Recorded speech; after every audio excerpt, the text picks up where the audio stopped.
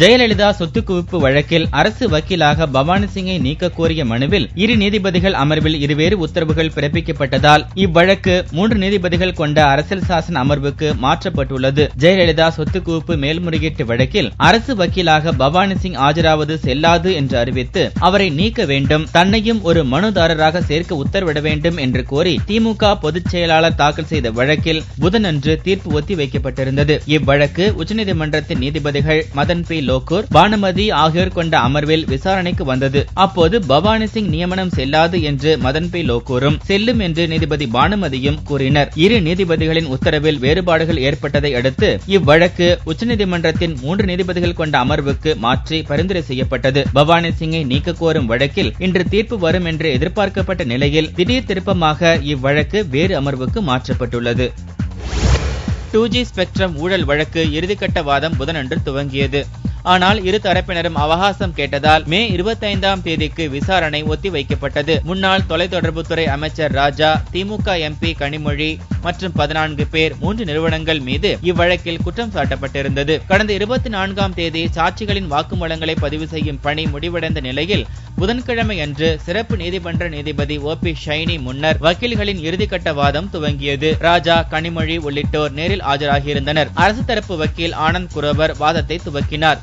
தொடர்ந்து இரு தரப்பிலும் வாதங்களை முன்வைக்க தேவையான கால அவகாசம் கேட்டதால் வழக்கு விசாரணையை நீதிபதி OP ஷைனி மே 25ஆம் தேதிக்கு ஒத்திவைத்தார்.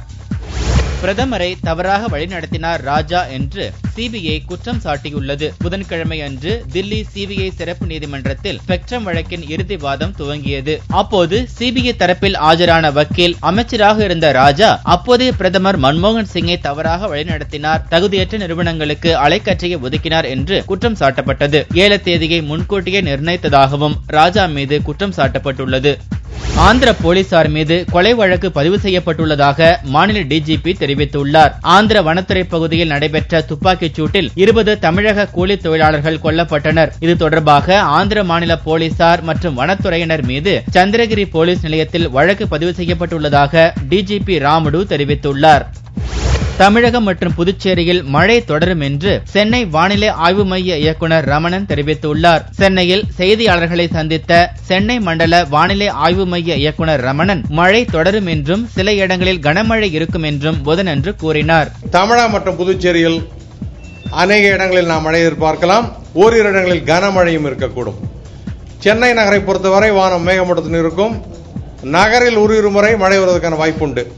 நீதிபதிகள் நியமன விவகாரம் தொடர்பான வழக்கிலிருந்து நீதிபதி அனில் R. தவே விலகியுள்ளார். நீதிபதிகள் நியமனம் தொடர்பாக உச்சநீதிமன்ற வக்கீல்கள் பொதுநல வழக்கு ஒன்று தொடர்ந்தனர். நீதிபதிகள் நியமன ஆணையத்திற்கு எதிரான இவ்வழக்கை நீதிபதிகள் நியமன ஆணையக்குழுவின் உறுப்பினராக உள்ள நீதிபதி R. தவே எவ்வாறு விசாரிக்க முடியும் என்று மூத்த வக்கீல் ஃபாலி நாரிமன் கேள்வி எழுப்பினார். இதையடுத்து இவ்வழக்கில் இருந்து நீதிபதி R. தவே விலகியுள்ளார். தமிழகம் முழுவதும் சத்துணவு ஊழியர்கள் வேலைநிறுத்தம் துவக்கினர். ஓய்வூதிய உயர்வு, காலி பணியிடங்களை நிரப்புதல் உள்ளிட்ட 34 அம்ச கோரிக்கைகளை வலியுறுத்தி சத்துணவு ஊழியர்கள் அமைச்சர் வளர்மதியுடன் பேச்சுவார்த்தை நடத்தினர். பேச்சுவார்த்தை தோல்வியில் முடிந்ததால் புதன்கிழமை அன்று காலவரையற்ற வேலைநிறுத்தத்தை துவக்கினர். வியாழனன்று உண்ணாவிரத போராட்டத்தையும் வெள்ளியன்று சிறை நிரப்பும் போராட்டத்தையும் நடத்த திட்டமிட்டுள்ளனர். பிரான்ஸ், ஜெர்மனியில் சுற்றுப்பயணத்தை முடித்துக் கொண்ட பிரதமர் நரேந்திர மோடி கனடா நாட்டில் 3 நாள் சுற்றுப்பயணம் மேற்கொள்வதற்காக தலைநகர் ஒட்டவாவுக்கு செவ்வாய் அன்று போய் சேர்ந்தார். விமான நிலையத்தில் கனடா நாட்டு உயர் அதிகாரிகளும் இந்திய தூதரக அதிகாரிகளும் மோடியை வரவேற்றனர். ஓட்டலுக்கு சென்ற பிரதமர் மோடியை நூற்றுக்கணக்கான இந்தியர்கள் திரண்டு வந்து உற்சாகமாக வரவேற்றனர். வாழ்த்து கோஷங்களையும் உரக்க எழுப்பினர். 42 ஆண்டுகளுக்கு பிறகு கனடா செல்லும் முதல் பிரதமர் என்ற பெருமையை பெறும் மோடி அந்நாட்டு பிரதமர் ஸ்டீபன் ஹார்பரை சந்தித்து இரு நாட்டு உறவுகள் குறித்து பேச்சுவார்த்தை நடத்துகிறார். அணுமின் சக்தி, வர்த்தகம், முதலீடு உள்ளிட்ட பல்வேறு துறைகள் குறித்து இருவரும் பேசுகின்றனர். 6 ஜனதா கட்சிகள் இணையும் விழா புதனன்று பிற்பகல் தில்லியில் நடைபெறுகிறது. உத்தரப்பிரதேசத்தை தலைமையிடமாக கொண்டு செயல்படும் சமாஜ்வாதி கட்சி, பீகாரில் செயல்படும் ஐக்கிய ஜனதாதளம், ராஷ்டிரிய ஜனதாதளம், கர்நாடகாவில் உள்ள மதசார்பற்ற ஜனதாதளம், ஹரியானாவில் செயல்படும் இந்திய தேசிய லோக்தளம், தில்லியை தலைமையிடமாக கொண்டு இயங்கும் சமாஜ்வாதி ஜனதா கட்சி என 6 கட்சிகளும் ஒருங்கிணைந்து ஒரே பெயரில் செயல்பட முடிவெடுத்துள்ளன. இது குறித்த அறிவிப்பு தில்லியில் புதனன்று பிற்பகல் வெளியிடப்படுகிறது. முலாயம் சிங் யாதவ் தலைவராக தேர்ந்தெடுக்கப்படுவார் என்று எதிர்பார்க்கப்படுகிறது. பாரதிய ஜனதா மூத்த தலைவர் அத்வானி குஜராத் தலைநகர் காந்தி நகர் தொகுதியில் இருந்து 6 முறை எம்பியாக தேர்வானவர். அவரை காணவில்லை என்ற போஸ்டர்கள் காந்தி நகரின் பல்வேறு இடங்களில் ஒட்டப்பட்டிருந்தன. அத்வானியை பல ஆண்டுகளாக காணவில்லை என்றும் காந்தி நகர் தொகுதியில் அவரை பார்த்ததே இல்லை என்றும் போஸ்டரில் கூறப்பட்டிருந்தது. யாராவது அவரை கண்டால் எங்களுக்கு தெரியப்படுத்துங்கள், இப்படிக்கு ஆம் ஆத்மி காந்தி நகர் கிளை எனவும் அந்த போஸ்டரில் வாசகங்கள் இடம்பெற்றிருந்தன. சுபாஷ் சந்திரபோஸ் குடும்பத்தினர் வேவு பார்க்கப்பட்டது தொடர்பான ஆவணங்களை வெளியிடக் கோரி கொல்கத்தாவில் அவரது குடும்பத்தினர் போராட்டத்தில் ஈடுபட்டனர். சுபாஷ் சந்திரபோஸின் கொள்ளு பேரன் அபிஜித் ராய் தலைமையில் நடைபெற்ற இந்த போராட்டத்தில் போஸின் குடும்பத்தினர் உள்ளிட்ட பலரும் கலந்து கொண்டு கோஷங்களை முழங்கினர். இந்த விவகாரத்தில் பிரதமர் மோடி தலையிட்டு சுபாஷ் சந்திரபோஸ் காணாமல் போனது தொடர்பான மர்ம முடிச்சை அவிழ்க்க வேண்டும் என்று அபிஜித் ராய் வலியுறுத்தினார். ஆந்திராவில் 20 பேர் சுட்டுக் கொல்லப்பட்ட சம்பவத்தை கண்டித்து புதுச்சேரியில் புதன்கிழமை அன்று வேலை நிறுத்தம் நடைபெற்றது. பல்வேறு தமிழ் அமைப்பினர் இந்த வேலை நிறுத்தத்திற்கு அழைப்பு விடுத்திருந்தனர். இதனால் முன்னெச்சரிக்கை நடவடிக்கையாக போலீசார் தமிழ் அமைப்பினரை கைது செய்தனர். வேலை நிறுத்தம் காரணமாக காலையில் பேருந்துகள், ஆட்டோக்கள் உள்ளிட்ட வாகனங்கள் ஓடவில்லை. கடைகள் அடைக்கப்பட்டிருந்தன. இருந்தபோதும் நேரம் செல்ல செல்ல கடைகள் திறக்கப்பட்டதாலும் வாகனங்கள் ஓடியதாலும் இயல்பு நிலை திரும்பியது. உலக சித்தர் தின விழாவை முன்னிட்டு சித்தர் சிலைகளுடன் பேரணி நடைபெற்றது. வேலூர் மாவட்டம் சத்துவாச்சாரி புற்று மகரிஷி 14 சித்தர்கள் கோவிலில் சித்திரை முதல் நாள் உலக சித்தர்கள் தினமாக அனுசரிக்கப்பட்டது. சித்த மருத்துவம், மூலிகை மருத்துவம் குறித்து விழிப்புணர்வு ஏற்படுத்தும் வகையில் சித்தர் சிலைகள் அலங்கரிக்கப்பட்டு ஊர்வலம் நடைபெற்றது.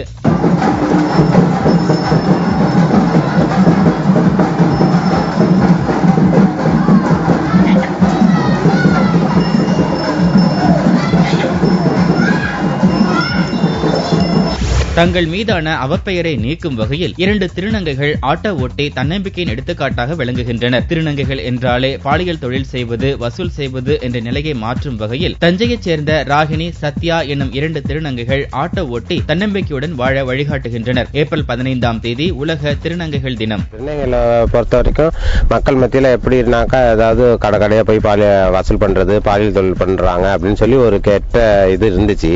ஆனா இதுல எத்தனையோ திருநங்கை திளைச்சி அவங்களும் உழைச்சி சம்பாதிக்க முடியும், தன்னம்பிக்கையோட வாழ முடியும் அப்படிங்கிறதுக்கு இப்ப பாத்தீங்கன்னா நானே ஒரு எடுத்துக்காட்டா கூட இருக்கலாம். நான் தஞ்சாவூர் மாவட்டத்துல முதல் முறையா ஆட்டோ ஓட்டுறேன். மலையாள புத்தாண்டு தினம் நாடு முழுவதும் கோலாகலமாக கொண்டாடப்பட்டது. கேரள மக்களின் புத்தாண்டான விஷு பண்டிகை புதன்கிழமை அன்று கொண்டாடப்பட்டது. அனைத்து கோவில்களிலும் சிறப்பு வழிபாடுகள் நடைபெற்றன. விஷு பண்டிகையை முன்னிட்டு கோவில்களில் பழங்களால் அலங்கரிக்கப்பட்டு புத்தாண்டு உற்சாகமாக கொண்டாடப்பட்டது. முன்னாடி நாள் வந்துட்டு நாங்கள் இந்த மாதிரி நிறைய ஃப்ரூட்ஸ் இதெல்லாம் வச்சு நாங்கள் நிறைய டெக்கரேஷன் பண்ணுறோம். எஸ்பெஷலி குக்கும்பர், ஜாக் ஃப்ரூட் இதெல்லாம் வச்சு நாங்கள் நிறைய டெக்கரேஷன் பண்ணுவோம். அதுக்கப்புறம் மிரர் சைடில் வைப்போம். நகை சுத்தம் செய்வதாக கூறி நூதன மோசடியில் ஈடுபட்ட 2 வெளி மாநிலத்தவர் கைது செய்யப்பட்டனர். திருவாரூர் மாவட்டம் திருத்துறைப்பூண்டி பொன்னரை கிராமத்தில் நகைகளை சுத்தம் செய்வதாக கூறி 2 மாநிலத்தவர்கள் வந்தனர். நகைகளை சுத்தம் செய்து திருப்பிக் கொடுத்த போது அதில் 7 கிராம் அளவுக்கு குறைந்திருந்தது. இதை அறிந்த பொதுமக்கள் இருவரையும் பிடித்து ஆலிவலம் போலீசில் ஒப்படைத்தனர். போலீசார் விசாரணை நடத்தி வருகின்றனர். தங்கத்தின் விலை புதன்கிழமை அன்று 1 சவரன் 56 ரூபாய் குறைந்து 20,104 ரூபாய்க்கு விற்பனையானது. 1 கிராம் தங்கம் 2,513 ரூபாயாக இருந்தது. வெள்ளி 1 கிராமுக்கு 30 காசுகள் குறைந்து 39 ரூபாய் 10 காசுகளுக்கு விற்பனையானது. பார் வெள்ளியின் விலை 36,575 ரூபாயாக இருந்தது. டப்பிங் சீரியல்களை தொலைக்காட்சிகளில் ஒளிபரப்பக்கூடாது என்று கூறி சின்னத்திரைத்துறையினர் புதன்கிழமை அன்று வேலைநிறுத்தம் செய்தனர். தொலைக்காட்சிகளில் பிறமொழி தொடர்கள் மொழிமாற்றம் செய்யப்பட்டு ஒளிபரப்பப்படுவதால் தங்களது வாழ்வாதாரம் பாதிக்கப்படுவதாக சின்னத்திரை கலைஞர்கள் வேதனை தெரிவித்தனர். டிவியை நம்பி நிறைய பேர் இருக்காங்க. டிவி ஒரு கௌரவமான தொழிலா நினைச்சு நிறைய பேர் இந்த இண்டஸ்ட்ரியில சேர்ந்திருக்காங்க. ஸோ எல்லாருக்கும் வேலை கொடுக்கணும், நல்லபடியாக வேலை கொடுக்கணும்னா முதல்ல இது முதல் கட்டமாக இந்த சீரியல்ஸ், டப்பிங் சீரியல்ஸ் நிறுத்த வேண்டும்.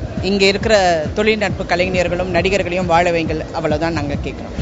இந்தி சூப்பர் ஸ்டார் ஷாருக் கானுக்கு குளோபல் ஐகான் விருது வழங்கப்பட்டுள்ளது. 49 வயதான ஷாருக் கானுக்கு முன்னணி டிவி சேனல் ஒன்று இந்த விருதை வழங்கி கௌரவித்துள்ளது. ஏராளமான விருதுகளை வாங்கி குவித்துள்ள ஷாருக் கானுக்கு கிடைத்துள்ள இந்த விருது அவரது ரசிகர்களை குஷிப்படுத்தியுள்ளது. தனக்கு எப்போதும் உறுதுணையாகவும் ஊக்கமாகவும் இருக்கும் ரசிகர்களுக்கு நன்றி என்று நடிகர் ஷாருக் கான் தெரிவித்துள்ளார்.